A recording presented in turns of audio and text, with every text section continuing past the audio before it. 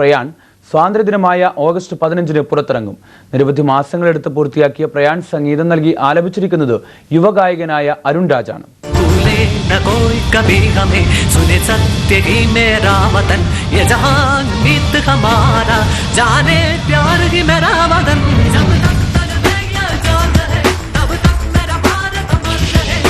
രാജ്യത്തിനു വേണ്ടി നിസ്വാർത്ഥ സേവനമനുഷ്ഠിക്കുന്ന പട്ടാളക്കാരുടെ ജീവിതമാണ് പ്രയാൺ എന്ന ദേശഭക്തി ഗാനത്തിലുള്ളത്. 30-ലേറെ അനിമേഷൻ കഥാപാത്രങ്ങളും 5000-ത്തിലധികം ജനങ്ങളും പ്രയാണിൽ അണിചേർന്നിരിക്കുന്നു.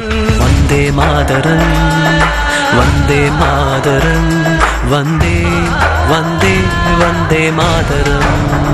3D അനിമേഷന്റെ സഹായത്തോടെ സൃഷ്ടിച്ച ദേശഭക്തി ഗാനം സംഗീതം നൽകി ആലപിക്കുന്നത് യുവഗായകൻ അരുൺ രാജാണ്. ഞാൻ +2 പഠിച്ച സ്കൂളിലാണ് ഇതിൻ്റെ കുട്ടികളെല്ലാം ഗ്രൂപ്പ് പറയുന്നത്. അപ്പോൾ അതെല്ലാം ഒരു പരീക്ഷണമായിരുന്നു. വെച്ചാൽ നോയ്സ് ഇല്ലാതെ എടുക്കുക, അത് ഒരു കോമൺ ഒരു ലാപ്ടോപ്പ് വെച്ച് അതിൻ്റെ കുട്ടികളെ ഗ്രൂപ്പ് വന്ദേ മാതരം എന്ന് പറയുന്ന ആ ഒരു പോർഷൻ കുട്ടികളാണ് പറഞ്ഞിട്ടുള്ളത്.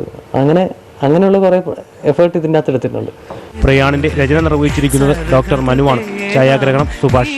6 ലക്ഷം രൂപ മുതൽ മുടക്കി 3 മാസത്തിലധികം എടുത്താണ് പ്രയാൺ തയ്യാറാക്കിയതെന്ന് സംവിധായകൻ ബിജു വി ഗോപാൽ പറഞ്ഞു.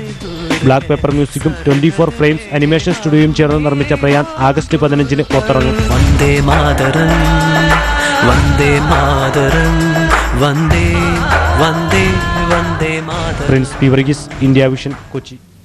സ്ലോവാക്യയിലെ കൽക്കരി ഖനിയിലുണ്ടായ ശക്തമായ സ്ഫോടനത്തിൽ 6 തൊഴിലാളികൾ മരിച്ചു. 14 പേരെ കാണാതായി. ഇവർ ഖനിയിൽ കുടുങ്ങിയതായി മൈനിങ് കമ്പനി വക്താവ് പറഞ്ഞു.